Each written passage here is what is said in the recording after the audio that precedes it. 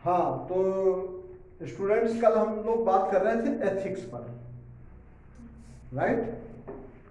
और जब बात एथिक्स की आती है तो हमने कल की सेशन में, कल के इंट्रोडक्शन में जब एथिक्स की बात चल रही थी तो हमने ये बात की थी कि भाई ये जरूरी नहीं है कि जिन लोगों को एथिक्स की नॉलेज बहुत अच्छी है, जिन्होंने मोरल साइंस को पढ़ा है, तो ये जरूरी नहीं कि वो मोरल, राइट। कई बार आदमी एथिक्स को समझता बहुत अच्छे तरीके से है, उसने एथिक्स अध्ययन बहुत अच्छे तरीके से किया है, लेकिन ये जरूरी नहीं कि वो एथिक्स का अनुपालन भी करता हो, उसको फॉलो भी करता हो उसी के तरीके से। कई बार एथिक्स का बहुत ज्यादा ज्ञान रखने वाला व्यक्ति भी अनएथिकल वर्क भी कर सकता है। जैसे कि कई बार कानून को जानने वाले भी कानून को तोड़ देते हैं, राइट। तो सवाल इस बात का है कि यूपीएससी एग्जामिनेशंस में एथिक्स को जब इन्वॉल्व किया गया, इस सब्जेक्ट को इन्वॉल्व किया गया, तो उसके पीछे एकमात्र उद्देश्य था कि हमारे देश का जो अगर प्रशासक है, लोक सेवक है, लोक प्रशासक है, पब्लिक एडमिनिस्ट्रेटर है, वो कम से कम कोई भी डिसीजन ले तो लीगल एज वेल एथिकल दोनों तरीके से उस चीजों को कंसीडर करे और व्यक्तिगत फायदे के लिए कोई काम ना करे, राइट। कल हमने कुछ एग्जांपल्स भी दिए थे कि भाई कई बार ऐसी कंडीशंस आती हैं कि भाई हमें एथिक्स का एथिकल किस हद तक कंसीडर करना चाहिए। जैसे फॉर एग्जांपल्स हमने एक एग्जांपल्स दिया था कि एक जस्ट सपोज आप फर्ज करो कि आप किसी जिले के एक जिलाधिकारी हो, आप एक आईपीएस ऑफिसर हो, आपके सामने एक व्यक्ति पेश किया जाता है जो जिसने कोई अपराध किया है, जिसने कोई अपराध किया है, and being a government servant, being a public servant, एक पब्लिक सर्वेंट होने के नाते, एक गवर्नमेंट सर्वेंट होने के नाते, इन सोशल वेलफेयर, समाज के हित में उस व्यक्ति को दंडित करना या करवाना आपका लीगल राइट है। ठीक है, बात समझ में आ रही है कि आप एक आईपीएस ऑफिसर हैं और उस व्यक्ति ने जानबूझ करके या अनजाने में, दोनों बातें हम इसलिए कहेंगे क्योंकि अपराध कई बार ऐसे होता है कि हम अनजाने में कर बैठते हैं। जो अपराध अनजाने में होता है वो क्षमा के योग्य होता है, लेकिन जो जानबूझ करके किया जाए दैट इज पनिशेबल ऑफेंस, वो दंडनीय अपराध होता है। और दंडनीय अपराध, देखिए, पनिशेबल ऑफेंस मीन्स एक होता है कौन सा, जानबूझ करके किया गया अपराध, जानबूझकर किया गया अपराध, ठीक है। एक होता है अनजाने में, अनजाने में किया गया अपराध, ठीक है। ये क्या है, एक अपराध की श्रेणी, राइट। अपराध क्या है, एक है जानबूझ करके किया गया अपराध, एक है अनजाने में किया गया अपराध। तो इन दैट सेंस, इन अपराध, in the sense of crime means अपराध के सेंस में अगर मैं ये कहूंगा तो चाहे अपराध जानबूझ करके किया गया हो या अनजाने में किया गया हो, अपराध तो अपराध है। और हमारे देश का कानून या देश का संविधान ये कहता है कि भाई अपराध चाहे जैसे भी किया गया हो, लेकिन अगर अपराध हुआ है तो उस अपराध का कुछ ना कुछ दंड भी सुनिश्चित होना चाहिए। और जिस किसी भी व्यक्ति ने ये आपराधिक कृत्य किया है उसे क्या मिलना चाहिए, दंड मिलना चाहिए। अब हमने कल एक एग्जाम्पल्स दिया था कि जस्ट सपोज एक व्यक्ति था, उसने एक मोबाइल खरीद लिया। क्या खरीद लिया? मोबाइल खरीद लिया, और कोइंसिडेंटली वो मोबाइल चोरी कर या स्नैच किया हुआ था, छीना हुआ मोबाइल था। सपोज दैट वो मोबाइल काजल का था। काजल जो है घर से कोचिंग से घर की तरफ जा रही थी। रास्ते में कोई स्नैचर्स आए, बाइक सवार, उन्होंने काजल से मोबाइल छीना और भाग गए। तो ये तो एक किस तरह का अपराध है? जानबूझकर किया गया एक दंडनीय अपराध है। रीजन बिहाइंड हमारे देश का लेमैन टू लेमैन, मतलब जो सबसे गैर गुजरा आदमी होगा, एक अनपढ़ जाहिल भी इस बात को समझता होगा कि लूट करना, किसी से छीनना अपराध की श्रेणी में आता है। अगर पकड़े गए तो पुलिस जो है जेल भेज देगी। क्लियर? ये लेमैन टू लेमैन मतलब गिरे से गिरा, निम्न से निम्न स्तर का आदमी जो अनपढ़ है वो भी जानता है इस बात को। ये चीज तो क्लियर हो गई। अब चूंकि काजल का मोबाइल छीना गया है, तो काजल ने क्या किया, इन्होंने जो है थाने में जाकर के एप्लीकेशन दी, या 112 नंबर डायल जो पुलिस का है, या 100 नंबर डायल पुलिस का जो है, उस पर जो है इन्होंने पुलिस को इन्फॉर्म किया कि इस सो एंड सो प्लेस पर हमारे साथ आपराधिक घटना ये घटित हो चुकी है। पुलिस मौके पर घटना स्थल पर पहुंचती है, इनसे कहती है ठीक है मैडम, एक काम कीजिए, ये तो लीजिए कि आपने हमें बुलाया, इसलिए एक कॉपी हमारे तरफ से लीजिए, और अगली कॉपी आप थाने में एप्लीकेशन दे करके FIR दर्ज करवा दीजिए। बिकॉज ऑफ किसी भी क्राइम का जो अपराध की जो FIR होती है, किसी भी तरह की क्राइम की FIR, वो कहाँ लिखी जाती है? थाने में लिखी जाती है, पुलिस स्टेशन में लिखी जाती है। और FIR लिखी जाती है 154 ऑफ CRPC के अंतर्गत, अंडर 154 ऑफ CRPC। किस CRPC में लिखी जाती है? 154 ऑफ CRPC। मीन्स ये जो है कोई भी FIR 154 ऑफ CRPC में लिखी जाती है। काजल थाने पर जाती हैं, इनकी 154 ऑफ CRPC में FIR दर्ज हो जाती है। और दर्ज होने के बाद, क्योंकि मोबाइल स्नैचिंग का मामला था, ये एक ऐसा इलेक्ट्रॉनिक डिवाइस है ये, जिसमें कुछ ऐसे सिस्टम है जिसको हम कहीं पर पकड़ सकते हैं।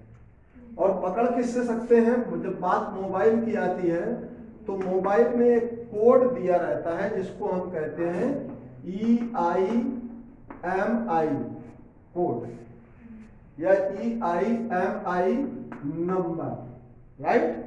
फिर उसमें कुछ और भी, ये एक नंबर नहीं, करीब 2 नंबर किसी मोबाइल में, किसी में 3 नंबर तक दिए रहते हैं। 1 से लेकर के 3 नंबर तक, 2 नंबर तक के EMI नंबर दिए रहते हैं। फिर इन्होंने एक सिम डाल रखा था, और हो सकता है एक्टिवेट भी कर रखा हो कि अगर कभी ये इन फ्यूचर स्नैच हो जाए, छीन लिया जाए, या कोई चोरी करके ले जाए, तो जब कभी भी वो अपना सिम डालेगा चोर, तो वो हमारे मोबाइल पर क्या आ जाएगा? अलर्ट आ जाएगा। अब स्नैचर्स ने क्या किया, जो भी स्नैचर्स होते हैं, जो मोबाइल छीनने वाले होते हैं, वो कभी मोबाइल छीन करके अपने पास नहीं रखते हैं, वो क्या करते हैं? उसको बेच देते हैं। अब वो मोबाइल घूमते हुए, मान लीजिए यहाँ पर सुरेंद्र ने मोबाइल चोरी किया था, छीना किसने था? सुरेंद्र ने। और सुरेंद्र ने मोबाइल चोरी करके, सुरेंद्र ने किसी अपने नियर को, करीबी व्यक्ति को, और वो सुरेंद्र के करीबी, मान लीजिए चर्चित भी हो सकते हैं, वीरेंद्र भी हो सकते हैं, धर्मेंद्र, जितेंद्र, कोई नागेंद्र, कोई भी हो सकते हैं। Is that clear? अब उन्होंने किसी जितेंद्र, धर्मेंद्र को बेच दिया, तो आप ये मान लीजिए कि जितेंद्र को उन्होंने वो मोबाइल बेच दिया, राइट। और जितेंद्र चूंकि सुरेंद्र पर विश्वास करते थे, हाँ तो सॉरी ये बात करना चाह रहा था, IMEI नंबर होता है, EMI नंबर नहीं होता है। वो नंबर कौन सा होता है? IMEI नंबर होता है। हाँ तो बेसिकली हुआ क्या, सुरेंद्र ने मोबाइल को स्नैच करने वाले थे, और जितेंद्र को उन्होंने क्या किया जितेंद्र सुरेंद्र के क्या है, विश्वास पात्र है। विश्वास पात्र का मतलब होता है कि just suppose you are my student, आप सभी हमारे विद्यार्थी हैं और आपका भरोसा मुझ में है और मेरा भरोसा आप सभी में है। आप अगर हमें कोई चीज ऑफर कर रहे हो और ये कहोगे सर ये हम आपके लिए एक स्पेशल गिफ्ट लेकर के आए हैं, तो आई डोंट नो, मैं कभी जीवन में विचार भी नहीं कर सकता कि मेरी कोई स्टूडेंट मुझे जो है क्या कर सकती है, कोई चोरी की चीज या गलत चीज मुझे ऑफर कर सकता है या कर सकती है, राइट। सेम अगर कोई चीज आपको ऑफर कर रहा हूं तो आपके दिमाग में 1% भी ये बात नहीं आएगी कि सर भी हमें कोई चीज चोरी की ऑफर कर सकते हैं। क्लियर। अब होता क्या है, सुरेंद्र चूंकि जितेंद्र पर विश्वास करते थे, जितेंद्र सुरेंद्र पर विश्वास करते थे, तो उन्हें लगा कि जो चीज हमको सुरेंद्र दे रहे हैं तो जितेंद्र ने विचार किया कि वो चीज अच्छी ही होगी। ये एक गुड फेथ में ही तो बात है। अब सुरेंद्र ऑफर करते हैं कि भाई जितेंद्र, मेरे पास एक 50,000 का मोबाइल है और right now I am need for money, I am needy for money, मुझे पैसों की जरूरत है, इंस्टेंट रिक्वायरमेंट है, बहुत अर्जेंट जरूरत है, और इस 50,000 के मोबाइल को मैं 25,000 में दे दूंगा। अब चूंकि जितेंद्र भी विचार कर रहे थे कि एक मोबाइल खरीदना है हमको, और विचार भी यही कर रहे थे कोई अच्छा ब्रांडेड अच्छी कंपनी का, एप्पल कंपनी का हमको मोबाइल मिल जाए जिसमें बहुत ज्यादा हार्ड डिस्क हो, ज्यादा बड़ी मेमोरी हो, कई जीबी में, राइट। अब सुरेंद्र ने ऑफर दिया, जितेंद्र को रिक्वायरमेंट भी थी, उसने कहा 25,000, चल यार मोबाइल देखा, उसने कहा चल यार तू ये मुझे दे दे, अब ये बता मुझे कितने पैसे में देगा। तो उसने कहा यार देख 25,000 से तो कम में मैं किसी को नहीं देता, अब तू ही ले रहा है तो तू 20,000 में दे दे। जितेंद्र ने 20,000 रुपए में क्या ले लिया, एक मोबाइल। अब चूंकि जितेंद्र ने जो मोबाइल खरीदा है वो सुरेंद्र से खरीदा है, सुरेंद्र बड़े विश्वास पात्र व्यक्ति हैं और जितेंद्र एक जो है सुलझे हुए व्यक्ति हैं जिनको दुनियादारी बहुत ज्यादा ज्ञान नहीं, दुनियादारी का ज्ञान नहीं है और कानून भी बहुत ज्यादा नहीं जानते हैं। यूं कह लो कि Jitendra could be a practical man, एक प्रैक्टिकल व्यक्ति है, एक ले मैन है, कम पढ़े लिखे हैं, बहुत ज्यादा जानकारी नहीं रखते हैं। इन दैट सिचुएशन जितेंद्र क्या करते हैं कि एक उसमें जैसे ही सिम डालते हैं तो चूंकि वो फोन काजल से स्नैच किया गया था, काजल ने उसकी FIR करा रखी थी और पुलिस ने उसकी IMEI नंबर को जो है क्या कर रखा था, रन कर रखा था, सर्विलांस पे लगा रखा था कि जैसे ही इसमें कोई सिम इंसर्ट करेगा वैसे ही उसकी लोकेशन ट्रेस आउट हो जाएगी और हम उस चोर को पकड़ लेंगे, राइट।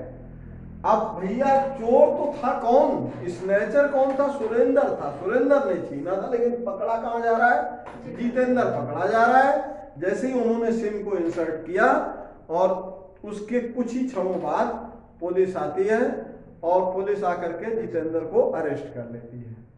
और जितेंद्र को अरेस्ट करने के साथ ही वो कहती है कि भाई माल फोन भी बरामद हो गया। उसने कहा कि भाई तू स्नैचर है, राइट। तो ये कहते हैं जितेंद्र कि नहीं साहब मैं स्नैचर थोड़ी हूँ, मैं तो स्टूडेंट हूँ, मैं तो विद्यार्थी हूँ, मैं तो फला कंपनी में जॉब करता हूँ। भाई आदमी क्या होगा, विद्यार्थी होगा या कोई काम करता होगा, या साहब मैं तो सब्जी बेचता हूँ, कुछ भी करता होगा लाइफ में, विद्यार्थी होगा या कोई काम कर रहा होगा, कहीं इंगेज होगा, गवर्नमेंट प्राइवेट किसी भी जॉब में हो सकता है।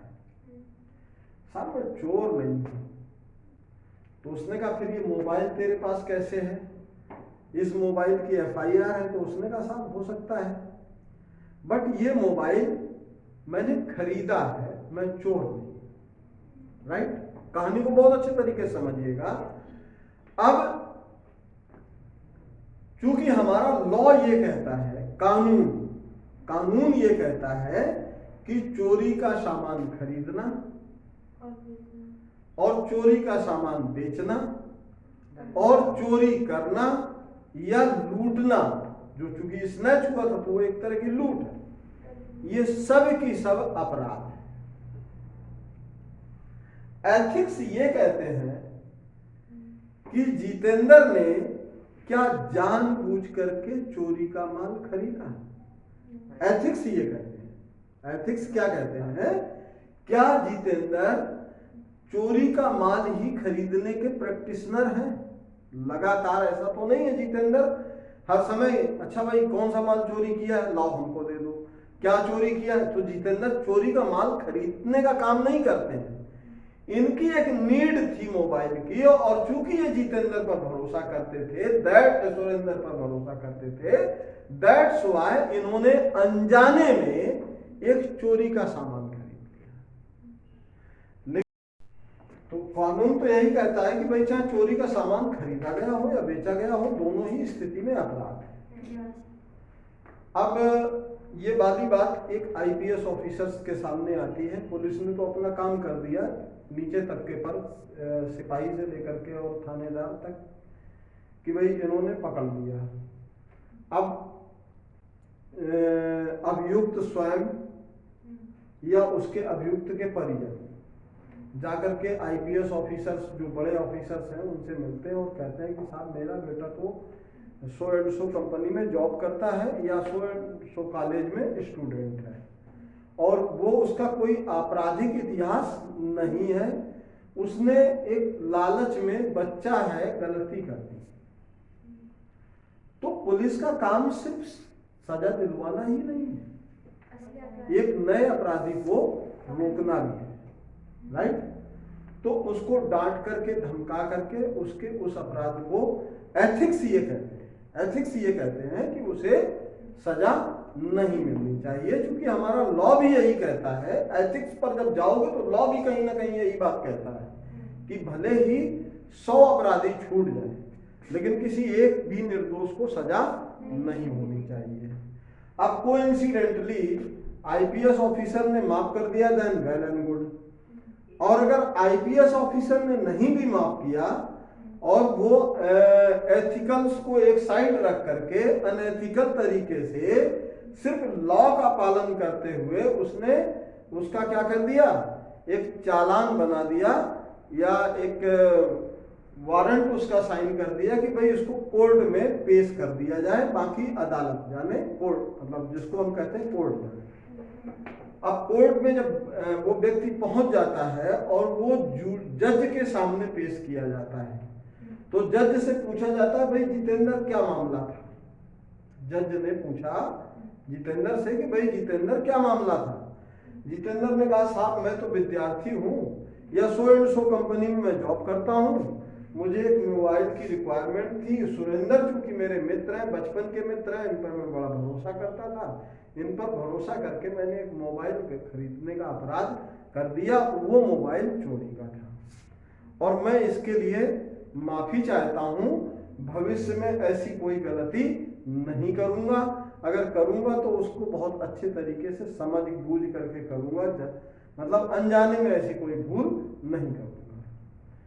और जज को ये बात समझ में आती है कि इस व्यक्ति को लीगली तो हम सजा दे सकते हैं, क्योंकि लॉ यही कहता है कि चाहे चोरी का माल खरीदा गया हो या बेचा गया हो, दोनों ही दंड के भागीदार हैं और दंड के पात्र हैं, दोनों को ही दंड मिल जाना चाहिए, है।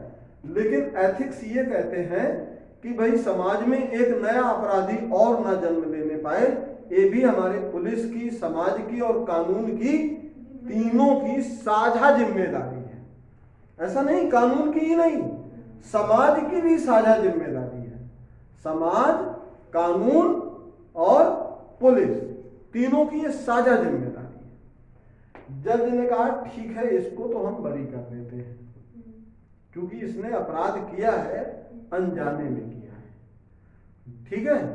लेकिन जिसने स्नैच किया है वो अनजाने में नहीं किया है, उसने जानबूझ करके कानून को तोड़ा है। रीजन बिहाइंड, क्योंकि हमारे देश में या दुनिया के किसी भी देश में ले टू लेमैन, एक अनपढ़ से अनपढ़ व्यक्ति, एक साधारण से साधारण व्यक्ति इस बात को जानता है कि किसी का कोई भी सामान जबरदस्ती छीन लेना या चोरी कर लेना क्या है, दंडनीय अपराध है। इसको एक मिनट, आई थिंक ये बात बहुत अच्छे तरीके से समझ में आ गई होगी कि एथिक्स हमारे लिए कितने इंपॉर्टेंट है। ये इंपॉर्टेंस आपको, एथिक्स की इंपॉर्टेंस कहां समझ में आएगी, तो जब आप किसी कंपटीशन के बाद, जब रिटन एग्जामिनेशंस के बाद जब आप इंटरव्यू फेस करते हो, वहां भी एथिक्स काम आएंगे, राइट।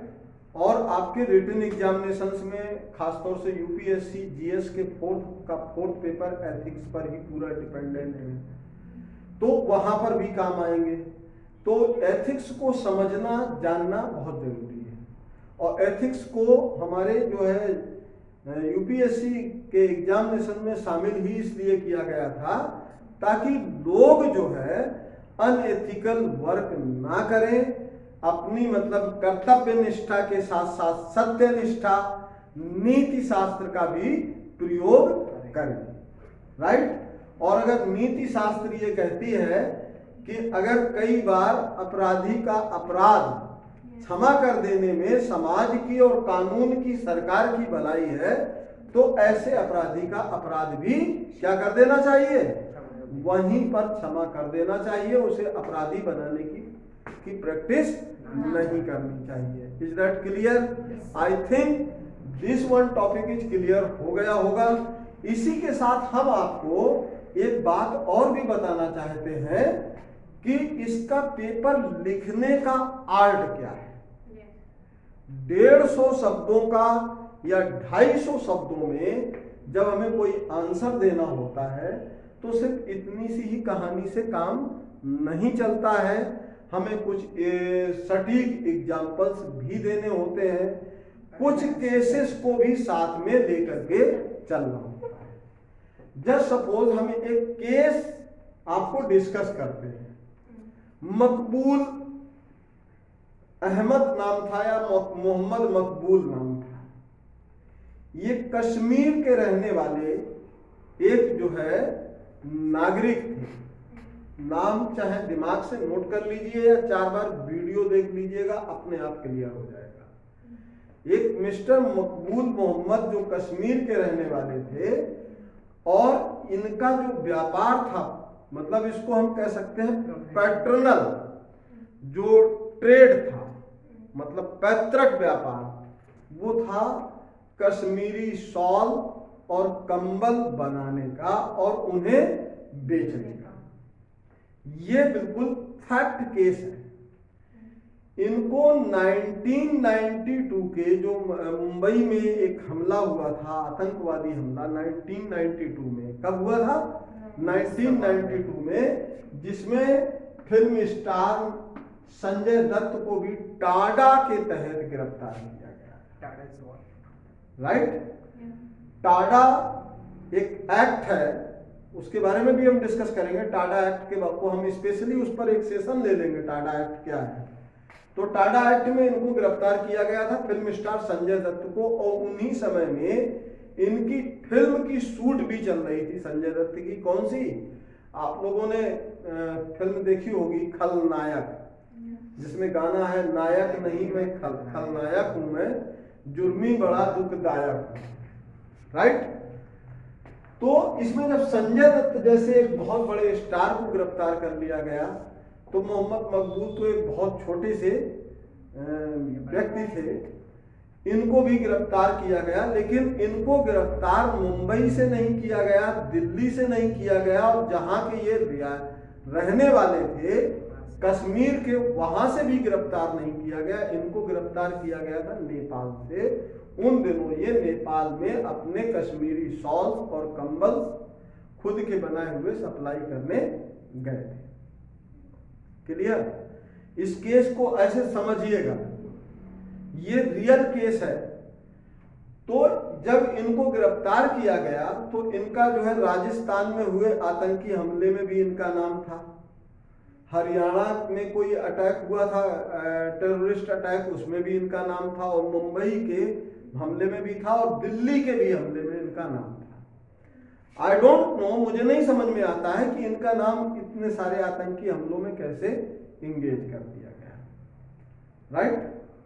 जब ये गिरफ्तार हुए तो पुलिस, दिल्ली पुलिस इनको पकड़ कर ले आती है और तिहाड़ जेल में भेज देती है, ठीक है।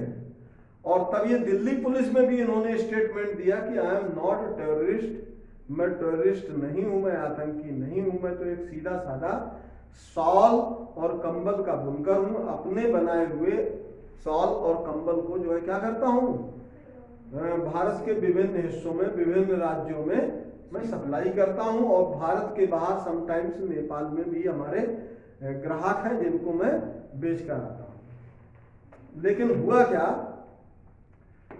पुलिस तो जानते हो भाई, उसकी अपनी एक कार्यशैली है, उसको कुछ एविडेंस मिले, क्या मिले, नहीं मिले, नहीं मिले तो भी क्रिएट कर दिए। हमारे हिंदुस्तान की पुलिस की ये भी एक खूबी है कि एविडेंस हो देन वेल एंड गुड, नहीं भी एविडेंस हो तो वो शेर को भी टॉर्चर, सॉरी गीदड़ को भी अगर टॉर्चर कर दे तो गीदड़ भी एक्सेप्ट कर लेता है, एडमिट कर लेता है कि मैं ही शेर हूं। हो गया, क्योंकि इंडिया की पुलिस है, कुछ भी कर सकती है। अब इनको जब गिरफ्तार किया गया तो भाई इनकी भी मजबूरी हो गई, लेकिन जब मामला कोर्ट में ट्रायल चला, इनका मुकदमा 24 साल तक चलता रहा। कितने वर्ष तक? लगभग 24 साल तक। और 24 साल तक ये जेल में भी रहे, और इनके जेल जाने की वजह से इनके बुजुर्ग माता पिता बिना इनको देखे ही किस हाल में एक्सपायर कर गए, और इनकी पत्नी और इनकी बेटी ने आत्महत्या कर दी। 24 साल बाद ये कोर्ट डिसाइड करता है, राजस्थान का कोर्ट, कि नहीं, मकबूल अहमद पर लगाए गए सारे चार्जेस, सारे आरोप झूठे थे, ठीक है। दिल्ली का हाई कोर्ट भी ये कहता है कि इन पर लगाए गए सारे आरोप जो है क्या थे, झूठे थे, लिहाजा इनको बाइज्जत बरी किया जाए। तो भाई साहब एक बात बताइए कि अगर वहां पर हमारे देश की न्यायालय ने, अर्थात न्यायपालिका ने थोड़ा सा एथिक्स पर भी ध्यान दिया होता तो शायद एक मकबूल अहमद जैसे एक निर्दोष व्यक्ति को 24 साल तक जेल में नहीं रहना पड़ता, और शायद उनकी पत्नी और उनकी बेटी जिंदा होते, राइट। और शायद उनके, वो अपने माता पिता के, अपने परिवार की अच्छी देखभाल कर पाते। एक 28 साल का व्यक्ति, नौजवान व्यक्ति जेल जाता है, और 24 साल के बाद जब वो बाहर निकलता है तो ऑलरेडी वो जो है सीनियर सिटीजन हो चुका होता है। तो कौन सा आपने उसको बाइज्जत बरी कर दिया, राइट। उसका तो परिवार खत्म हो चुका भाई, और इज्जत, किस इज्जत की बात कर रहे हैं आप, राइट। तो मुझे लगता है एथिक्स का न्यायपालिका में, या जो हमारी प्रशासन है उसमें एथिक्स का सम्मिलित होना बहुत ज्यादा मंडेट है। इसलिए यूपीएससी के एग्जामिनेशंस में और समटाइम्स जुडिशरी एग्जामिनेशंस में, इंटरव्यू में जुडिशरी के इस तरह के क्वेश्चंस जरूर किए जाते हैं कि जब सपोज आपके सामने कोई एक अपराधी खड़ा है और आप जज हैं, आप न्याय करने जा रहे हैं, उसके जीवन पर कोई फैसला देने जा रहे हैं, बट आपका लॉ ये कहता है कि इसको जो है लीगली क्या होना चाहिए, पनिश करना चाहिए। लेकिन एथिक्स ये कहते हैं कि अगर आप लीगली इसको पनिश करते हैं तो एथिकली रॉन्ग होगा। इन दैट सिचुएशंस आप क्या कर सकते हैं, तो आप अपने विवेक का इस्तेमाल करते हुए, एथिक्स का सहारा लेते हुए उसे क्या कर सकते हैं, एक मौका दे सकते हैं। ये चीज आई थिंक बिल्कुल क्लियर हो गई होगी। एथिक्स के पेपर में भी आपको कुछ केसेस का सहारा लेते हुए, कुछ चीजों का सहारा लेते हुए आपको क्या करना है, लिखना है। एथिक्स का पेपर लिखने के लिए एक, हाँ, एग्जाम्पल्स जरूर सेट करें उसमें, राइट। और इसी के साथ इस सेशन को समाप्त करते हैं। और अगर आप लोगों को ये वीडियो पसंद आया हो तो प्लीज़ लाइक करें, सब्सक्राइब करें और अपने मित्रों के साथ इसे शेयर करें। कल हम आपको एथिक्स पर कुछ क्वेश्चंस और उनके आंसर्स पर डिस्कस करेंगे और इनके आंसर्स लिखने कैसे हैं इस पर भी डिस्कस करेंगे। तो आप लोग बने रहिए हमारे चैनल्स के साथ CSIS Academy। Thank you very much.